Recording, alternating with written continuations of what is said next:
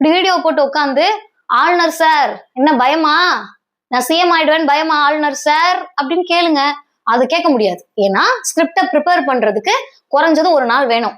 அந்த ஒரு நாள் கேப் தான் இல்லையே, அதுதான் பிரச்சனை.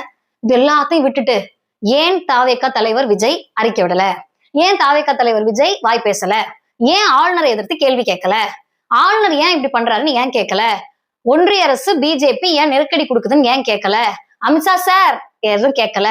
இதெல்லாம் கேட்கறதுக்கு வாய்ப்பற்ற பேச முடியாமல் இருக்கக்கூடிய ஊடகங்கள் எல்லாரும் சேர்ந்து இந்த பாத்தீங்களா திமுக அதிமுக கூட்டணி சேர்ந்து கூட எங்க அண்ணனை எதிர்க்க தயாராயிடுச்சு, அப்படிலாம் ஒன்னும் தயாராகல.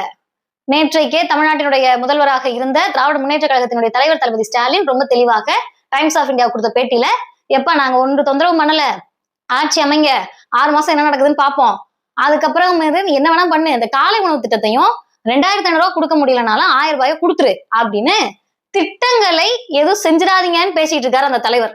இப்ப உட்கார்ந்துகிட்டு திமுக பக்கம் வண்டியை விடுறதுலாம் ஏமாத்த முடியாது. யாரை ஏமாத்துவீங்க?